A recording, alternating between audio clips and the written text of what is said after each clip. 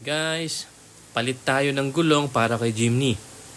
I decided na palitan na kahit maayos pa talaga. So, I'd like to share my experiences kay BF Goodrich KO2. Number 1, matibay talaga siya at halos hindi napudpud after 12,000 kilometers. Number 2, tahimik sa highway. Number 3, makapit naman sa wet roads. Number 4, kahit sa matatalas na stones ay hindi basta-basta mabubutas yung sidewall. So, ang ayaw lang namin talaga ay yung sidewall niya ay sobrang tigas. At dahil doon ay matagtag siya compare sa mga competitors niya. Kami naman ay hindi nagte-trail. Ginagamit lang namin pagpasok sa office. So, we need yung mas komportable na gulong. Plano sana namin antayin yung BFG KO3. By next year, according to BFG website, ay lalabas na yung size for OEM rim ng Jimny. So guys, ito yung size ng BFG by next year.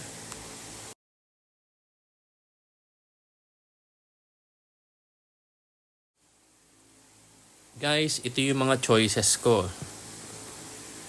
Kay Falken Wild Peak 80 Trail, ang size niya is 215/75 R15.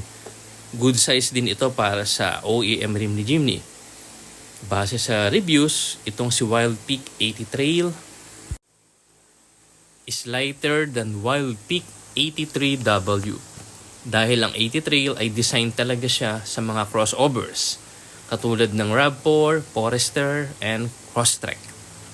Yung model na RAV4 TRD Off-Road version sa US ay ito yung nakalagay na OEM tires. Kaya sure maganda ang quality nito.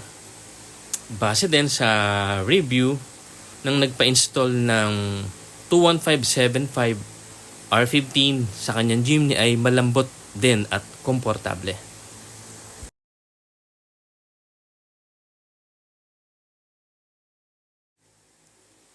Guys, my second choice is Toyo Tires Open Country All-Terrain 3, which is ito yung latest ni Open Country sa All-Terrain.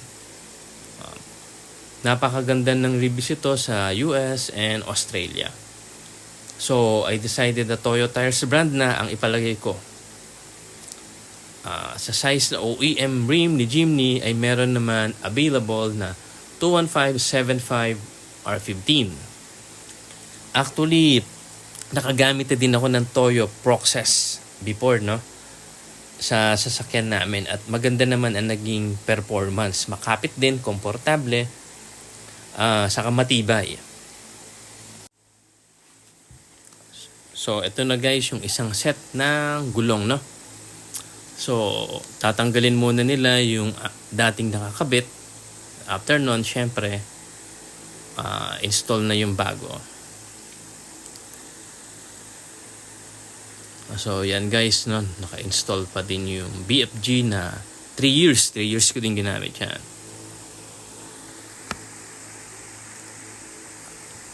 Napansin ko guys, no? Same size sila ni BFG na 215/75 R15. Pero mas mabigat si BFG ng 2.5 kilograms per tire yon. Si Toyo ay 11.95 kilograms while si BFG ay 14.5. So, malaking bagay yung mas magaan siya ng 2.5 kilograms. Kung half kilo lang sana, ay okay, pero lagpas ng 2 kilo, so malaking bagay yan. So, ayan guys, ang kanyang size. Made in Japan. So, mounting na tayo guys, no?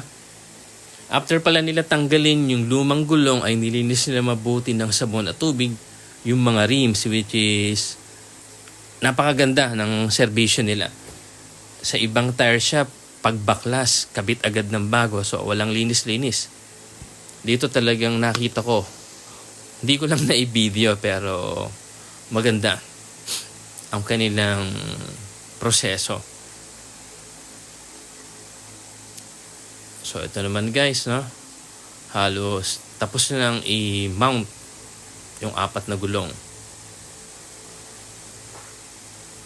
So, ang pinalagay kong PSI ay 30 lang.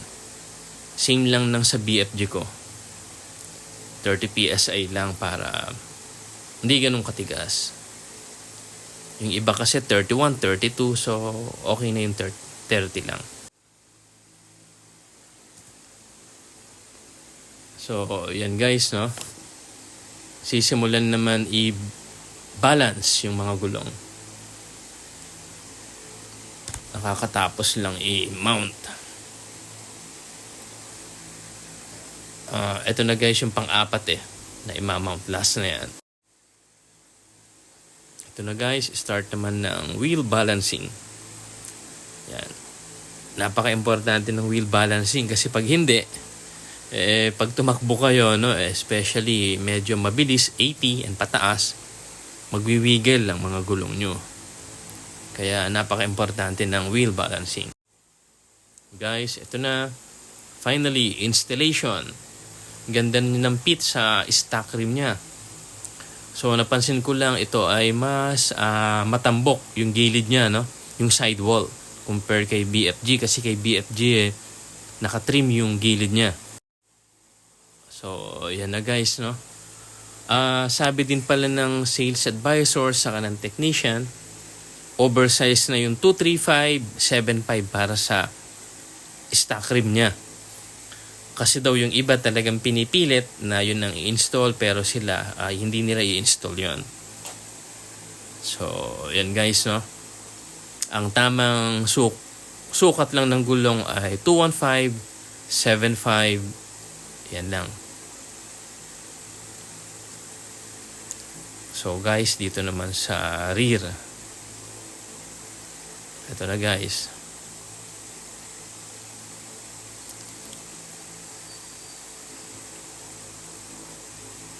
So, napansin ko dito talagang inaayos pang mabuti ni Kuya, no?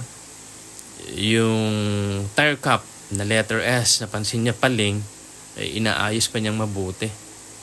So, talagang maayos ang paggawa dito sa tire shock. Ayan. So, napansin niya yung cap ay medyo paling pa. So, talagang binalikan niya at inaayos pa niya ulit.